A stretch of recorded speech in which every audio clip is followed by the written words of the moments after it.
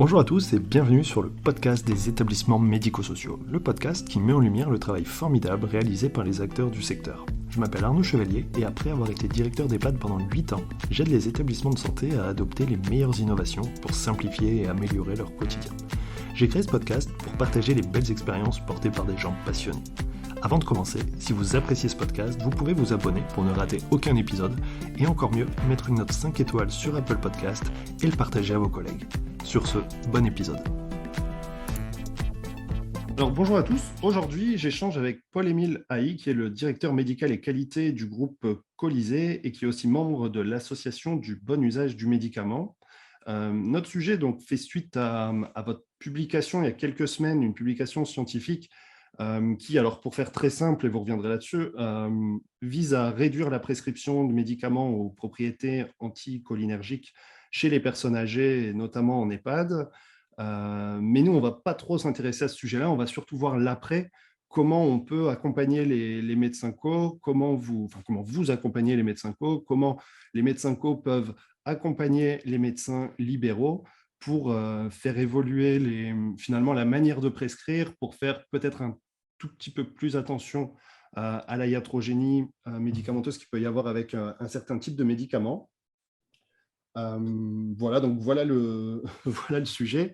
Mais avant de commencer, je vous propose de vous présenter. Merci, Monsieur Chevalier. Merci de m'avoir invité, convié pour parler de ce sujet qui m'intéresse beaucoup et qui intéresse, je crois, tous les médecins dont je suis. Et en particulier, parce qu'on voit qu'on a des pratiques qui peuvent être modifiées. Et la diffusion de ce message pourra peut-être, j'espère, servir cette cause. Alors, je suis donc Paul-Émile Haï, je suis médecin gériatre. J'exerce, comme vous l'avez dit, chez Colisée comme directeur médical et qualité pour la France. J'ai exercé précédemment des fonctions semblables au sein du groupe Corian. Et c'est au sein de ce groupe que l'étude a été menée, au sein des établissements de ce groupe. Et j'avais auparavant exercé à la fois comme médecin coordonnateur en établissement. Précédemment, j'ai exercé dans des urgences, dans des cabinets de médecine générale, etc. etc. J'ai un petit peu tourné avant dans la médecine moins orientée vers la gériatrie aussi. Je suis et surtout, et j'ai l'honneur d'être membre et secrétaire de l'association Bon Usage du Médicament. J'y reviendrai. Alors, je vais passer plus de temps à la présenter parce qu'elle a été un élément très fort et un soutien vif avec tous ses membres pour cette étude. Alors, l'étude dont on parle, c'est l'étude des masques. Je vais expliquer pourquoi on a donné ce nom à l'étude. L'étude des masques, en fait, elle a germé à peu près au même moment qu'est née l'association du bon usage du médicament. Cette association, elle est constituée d'un nombre très important de membres de tout corps de métier, de tout professionnel qui s'intéresse au bon usage du médicament, comme son nom l'indique. Elle a comme objectif et comme mission de promouvoir, de proposer, d'organiser, de coordonner toutes les actions, toutes les manifestations qui pourraient rentrer dans son scope autour du bon usage du médicament. Ça paraît simple à dire, son titre est simple, on l'appelle ABUM, C'est lisible. ABUM. C'est lisible, ça se veut simple. Donc l'association bon usage du médicament est née en 2017, elle s'est transformée en association pour avoir été constituée d'un collectif bon usage du médicament pour la promotion du bon usage du médicament. Donc le temps de se constituer, de fédérer les intérêts, de voir qu'il y avait un intérêt très fort de toutes ces personnes-là qui travaillent bénévolement au service de cette cause, eh bien, elle est née en 2017. Et donc, à peu près en même temps que l'étude qui a commencé en 2016. Et elle était soutenue par différents acteurs qui se sont retrouvés réunis autour de cette association, dont le groupe Vidal, que je ne présente plus, qui est un acteur clé de la connaissance autour du médicament, ainsi que de la société Medissimo, qui est une société qui est peut-être moins connue, mais qui intervient dans la PDA. Alors la PDA, c'est la préparation des doses administrées et qui est un système en fait de pilulier sécurisé, pour faire court. Voilà, pilulier avec un système de sécurisation par des blisters scellés de façon à éviter la perte et de bien cibler qui doit recevoir le médicament à quel moment. Elle est utilisée dans les EHPAD et donc en collaboration avec les deux acteurs dont j'ai parlé, on a constitué ce travail. Cette association, elle a soutenu le projet à sa toute genèse.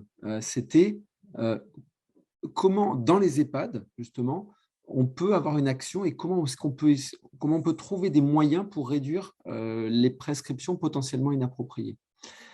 Je vais vous expliquer, alors ça va paraître technique, mais vous allez bien cerner. En fait, on est parti des 20 règles Vidal du bon usage du médicament.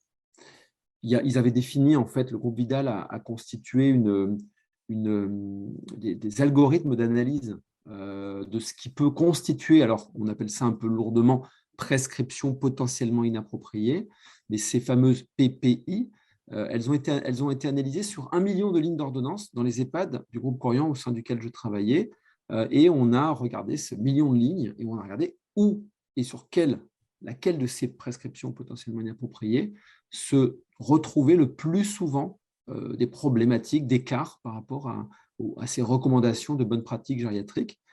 Et la plus prégnante, la plus forte de toutes était la consommation, l'administration de ces fameux anticholinergiques.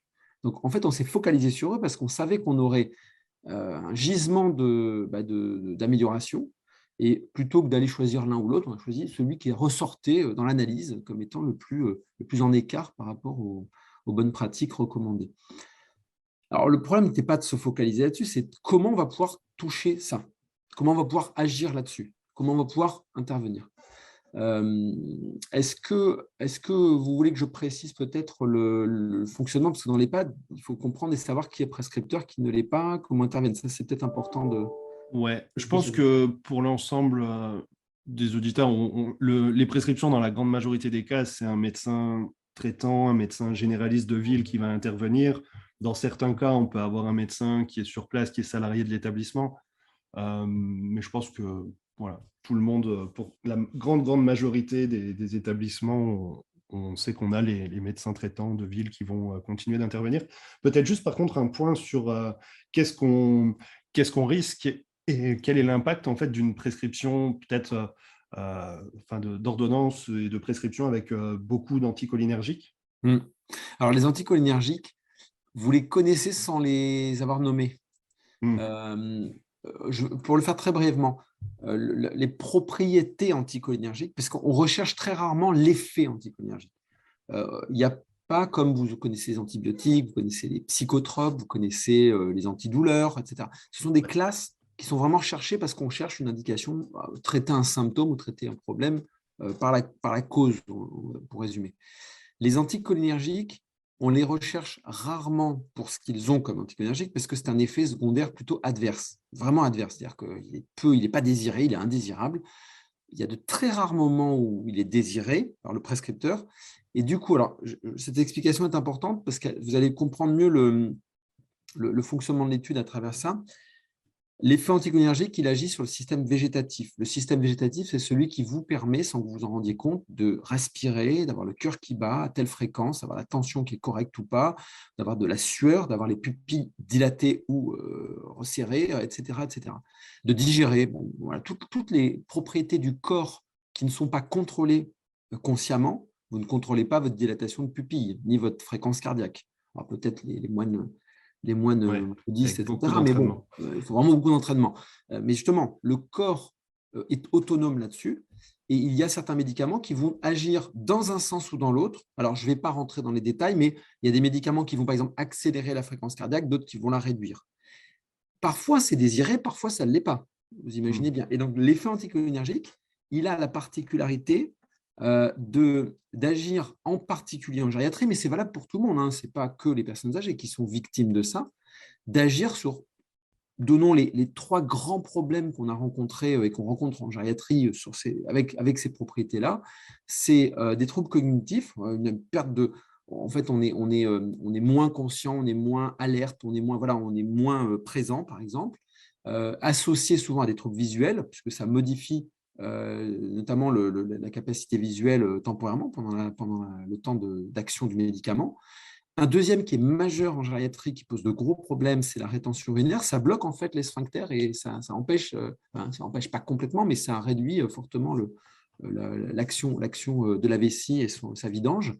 Et également la constipation, pour la même problématique de contraction des sphincters et d'inhibition, de ralentissement de la motricité digestive. Alors, on y vient.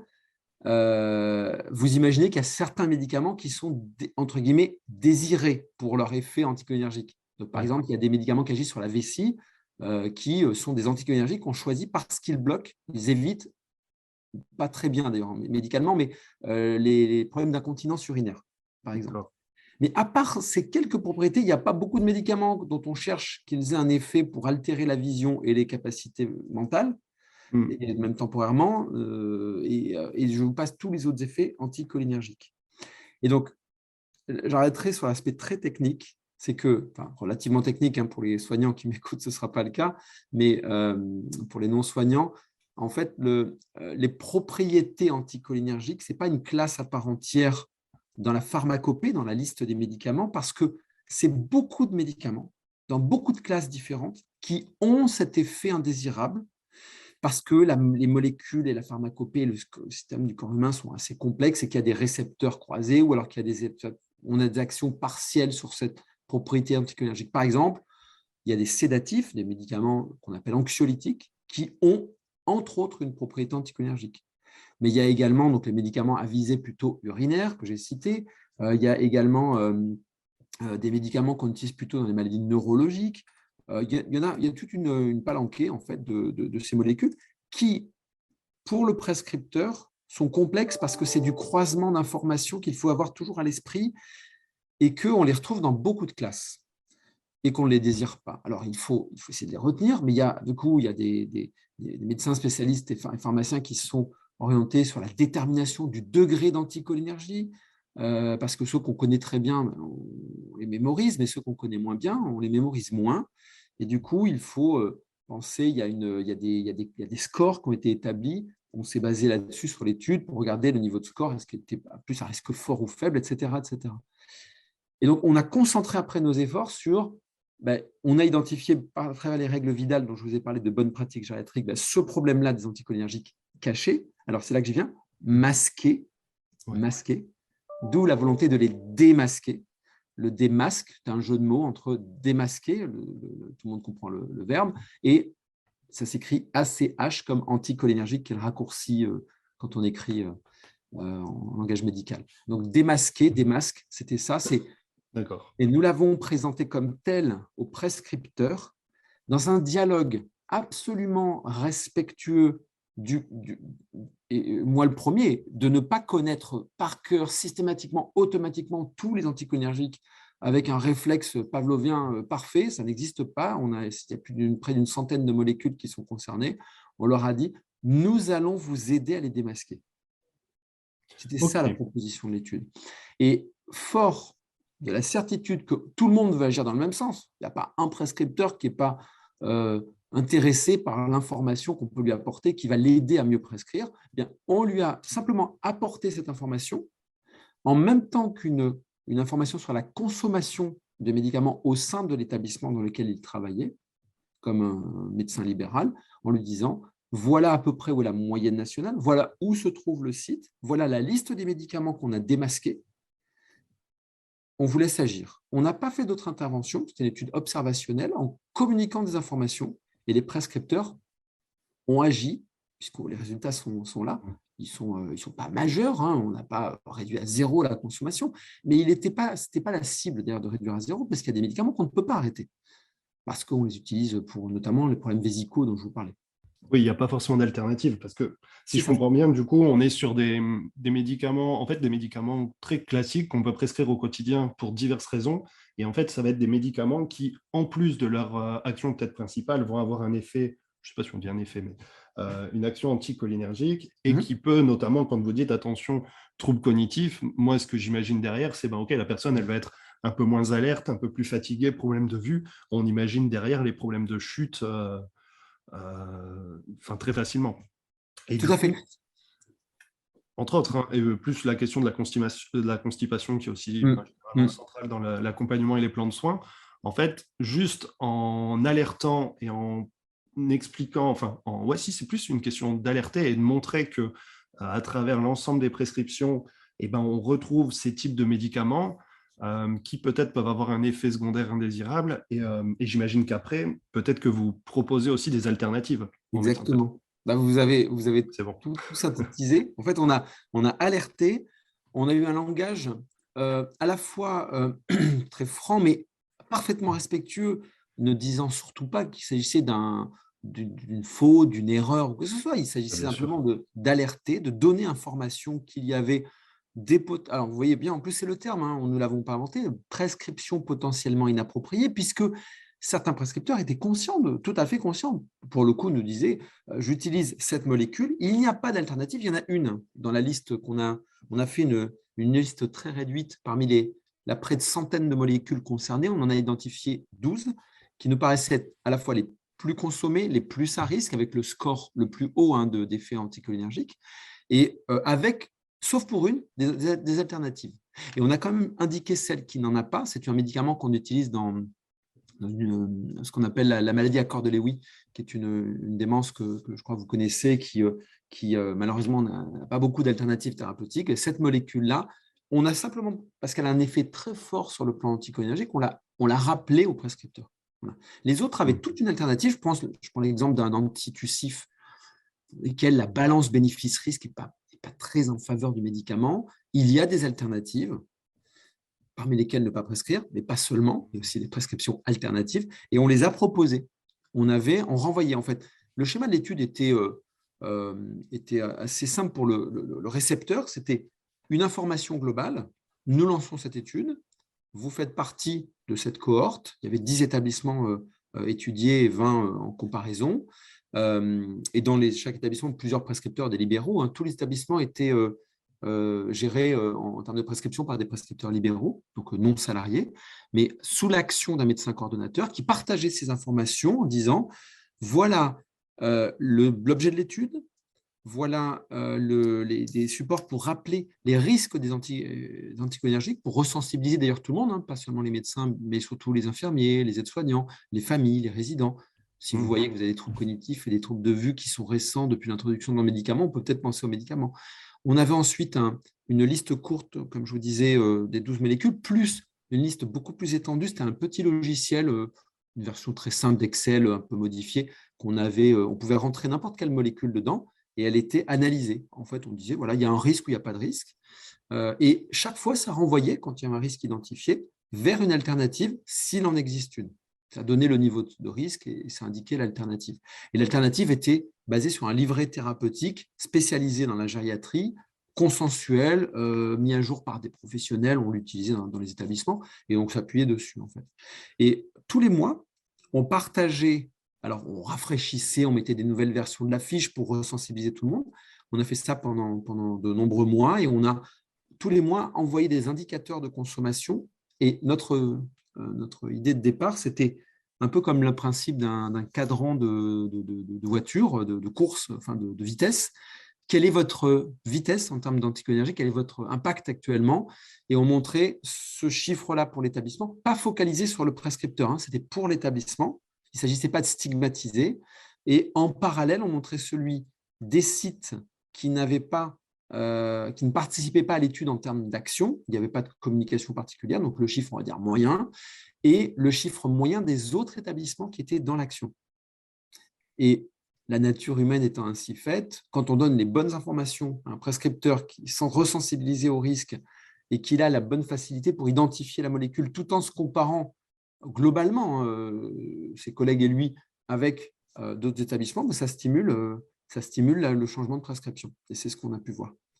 C'est vraiment intéressant. Alors, pour resituer aussi, moi, ce que j'ai appris, alors, je ne sais pas si on peut dire gériatrie, mais en tout cas du monde de l'EHPAD, c'est que surtout quand on est face à des personnes qui ont des pathologies importantes et tout ça, en général, on va toujours chercher la meilleure solution, mais finalement, il faudra faire le choix entre des solutions finalement qui ne sont pas géniales, et il va falloir arbitrer et trouver d'une certaine manière la moins mauvaise prescription. Et si je dis ça, c'est surtout pour montrer la difficulté qu'il peut y avoir à arbitrer, à prendre en compte tous ces paramètres et à choisir finalement l'option la plus appropriée.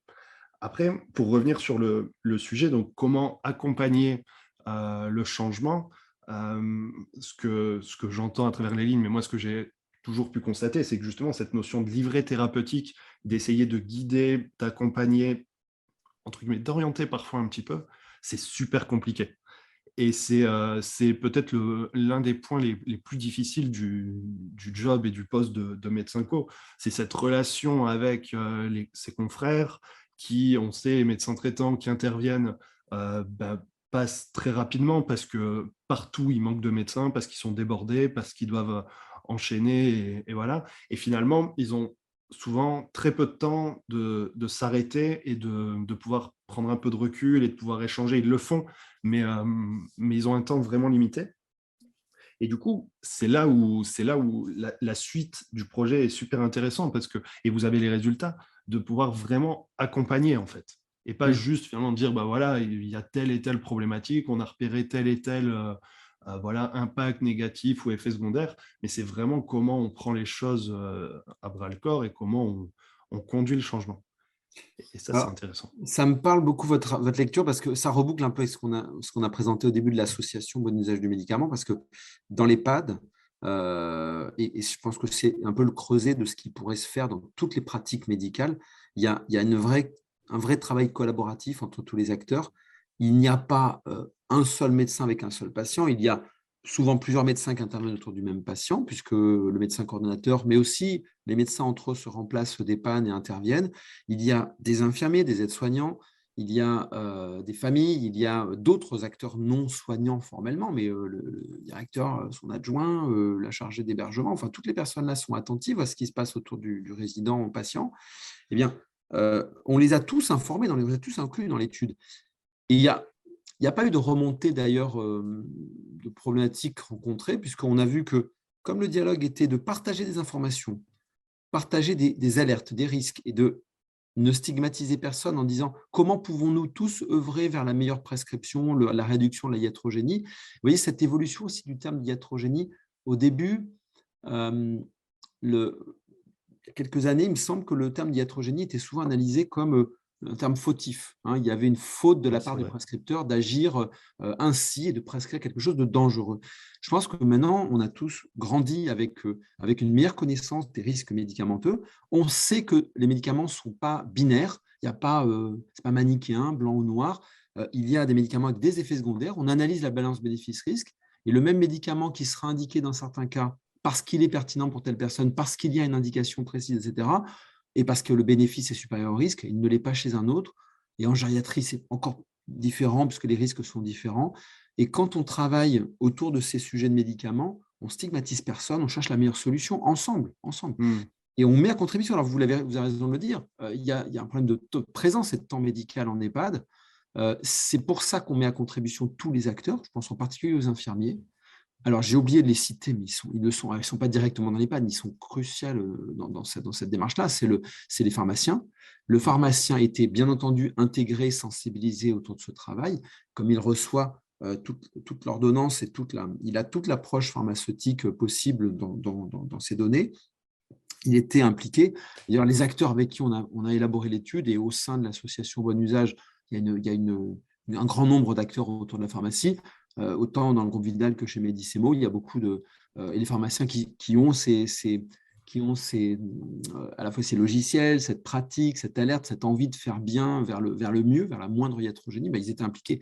Donc, entre un cumul du pharmacien, de l'infirmier, des familles, des aides-soignants, des médecins, du prescripteur autant que du coordonnateur, in fine, on arrive à un bon résultat. Il n'est pas parfait, mais on a vu une amélioration. Et on a vu aussi dans l'approche qu'on appelle qualitative, c'est-à-dire où on a interrogé et analysé les interviews qui avaient été faites des médecins coordonnateurs, ce qui avait changé, ce qu'ils avaient pensé, comment ça s'était passé dans la pratique.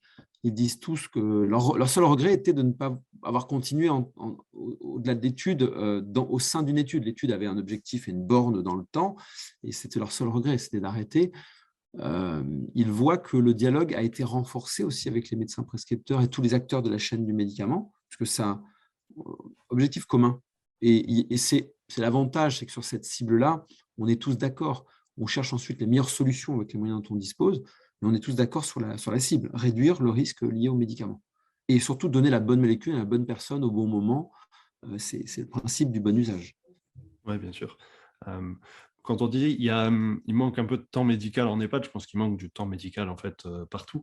Et par contre, ce que je trouve qu'il peut être sympa aussi de préciser et de se dire que finalement, ça, une étude comme ça et le bénéfice qu'il peut y avoir pour les résidents, ben, finalement, on ne pourrait pas vraiment le trouver chez soi en fait. C'est vraiment le fait de l'EHPAD, le fait de la mutualisation, le fait d'avoir une équipe qui va, qui va superviser, qui va coordonner les soins.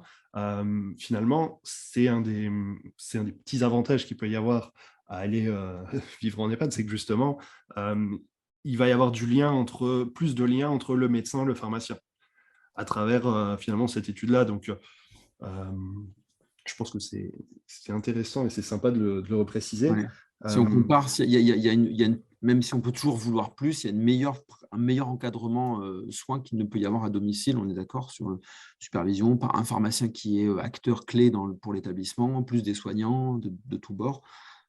C'est toujours mieux qu'effectivement une personne qui serait isolée isolée au sens qu'elle est seule par rapport voilà, le pharmacien ça. d'une personne à domicile ne s'occupe pas d'une cohorte et de toute la population qu'il peut gérer en EHPAD.